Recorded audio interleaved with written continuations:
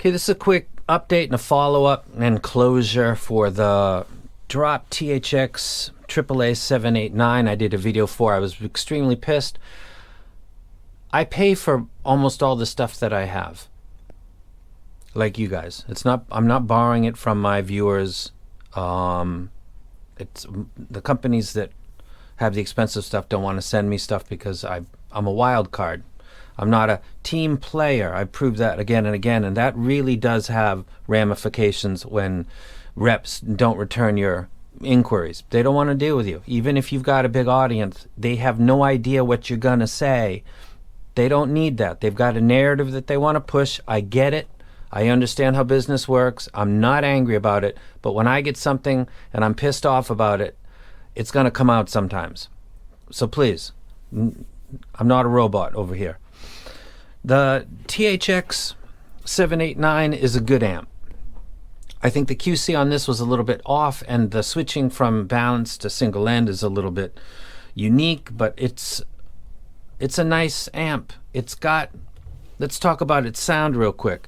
It's got a sound that is very dead and lifeless, but for a person that does reviews of transducers, drivers, dynamic planar, AMT now, earphones, I really want to focus on the performance and the sound of the transducer, and I don't want an amp that's really doing much of anything.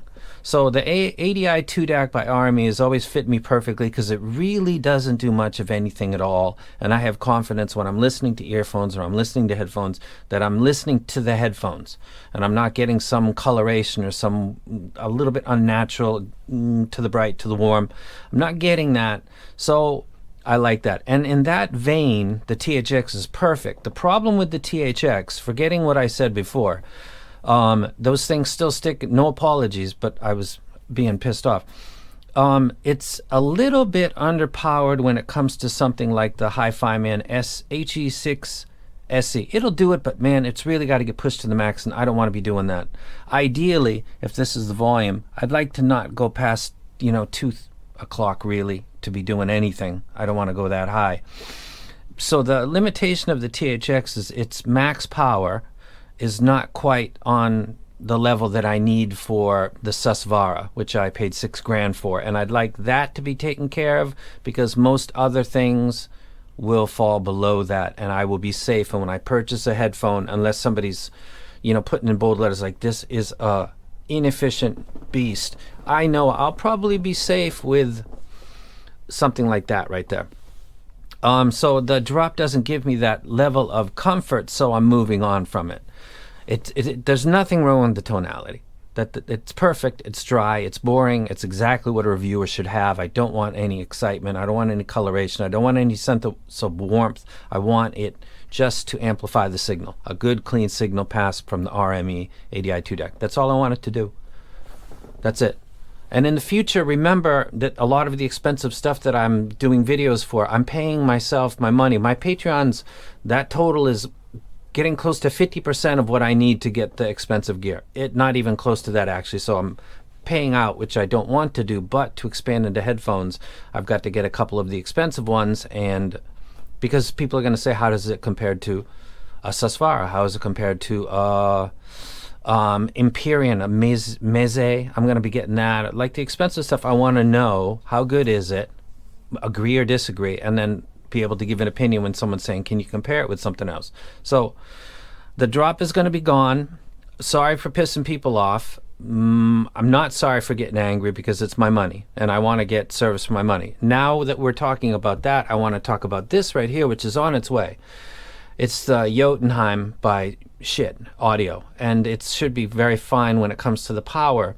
I selected USPS, the faster version of that, and it turns out that they pass it to a intermediate or middleman who collects up to, they need 50 packages to pass that on to USPS, and then they get a discount and bulk ship. I didn't know that's what I was being a part of. I just selected the more expensive shipping method, but my My Jotunheimer is sitting in California bouncing from like 3 or 4 different spots until it finally gets past USPS, and that's not happened yet as of the 2nd of March, so I have no idea when this thing's coming in. And I don't appreciate that when I paid and selected my shipping and paid more than the cheap version for international, that I wasn't told, you know, this might be subject to this and that. I didn't know that. I think that's very uncool, and all of the like joking kind of back and forth that they put and make themselves seem like an everyday average guy company. I could spare me that stuff. Just send me the thing when it's ready and send it in the way that I chose. And if I chose the expensive shipping method, send it quickly, please. I'm not trying to take care of that company that makes money because they're holding my package right now, and when they get 50 units total, they're going to pass that to USPS. So USPS selected shipping is not, USPS doesn't have my item yet, so I'm kind of waiting on that. Not cool with that at all. Because I'm not cool with that, and I've got headphone reviews to do, I went ahead and bought the SMSL SP400, which is like the THX, but it's got double the amplification, so it's got 12 watts. Do I need that? The reason I'm doing this video today is when I was trying to check on info about this, I saw Josh, and everybody knows I like Josh. He's a very good reviewer. I think he's genuine too. His video for this was very much a mail it in type video, so I thought, today's video won't be really judged bad because this is actually more informative than what he just did for that set right there. I didn't learn a lot about it except for it doesn't have an automatic like switch it if I want to pass my signal to my edifier like easily. That's not something I have to actually unplug or do something that seems not convenient. I'll be running this in such a way that when it's on, I'm using it. When it's off, I'll be still running from the ADI directly to the edifier, so that should work out as not much of a problem, and it's got plenty of power. And when it comes to evaluating headphones, plenty of power. And nobody's really said that the SMSL has a lot of coloration. And another guy did a video and he talked about how it was enough for his Susvara. He actually had that in the frame of the video. That's my biggest concern, so that will be taken care of. So I'll have a video for the SMSL SP400 likely before the Jotunheim, because I don't know when this is coming, and I think that that kind of shipping is that's not very clear, and I don't appreciate it. And this is not on its way to Japan right now because somebody's holding on to it, because middle people don't sit there for, that's not voluntary. It's not make the world a better place. That there's a profit there. So somebody in the middle between me and Schiit Audio is making a profit and giving Schiit maybe a better price. And I don't care if I got a better price or not. I pay the money. You give me all the shipping options and I'll pick the one that I want. Now, if I pick the expensive ones because I want this thing now, because I want to do a video for this hi-fi man, I want to do a video for the Susvara, I want to do my job, my hobby, and I want to do it when I want to. And if I pick a more expensive shipping, fine. There's a boombox over there that costs $800 and shipping costs $1,000 because it's so big and it's got batteries and all this kind of shit. I don't care. It's my money. Don't worry about me, and I don't want to worry about your third-party companies. That's not cool at all. So this turned out to be a Jotunheim rant. Anyway, the drop is fine. It's clean. It's doesn't color anything. It just is lacking slightly in the power department, and that's it. So the people that felt bad, I don't apologize. I'm just like you, and when you feel like you didn't get this performance or the service or the, you know, it's a contracts are performance contracts, and the performance for my end and your end is to pay, and the performance on the other side is to supply the goods that were paid for. That's all I want done, and I want it done in a good way because I've had it done well by many, many companies, many, many times, and I expect that to be that's the norm. And when stuff doesn't reach that, I get kind of pissed off. So just like you, I get angry. And my anger is directed at a bizarre shipping system that Schiit employs, and I'm not cool with that. So I had to spend another $700 in Japan to get this.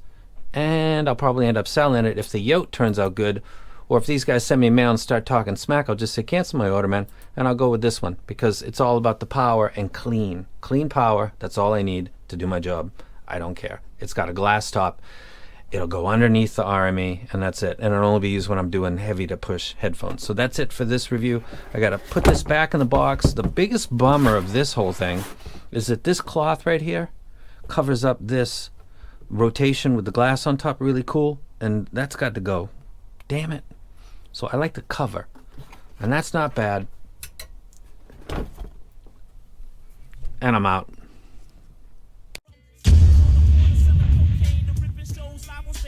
Selling my name to be precise, ripping mics is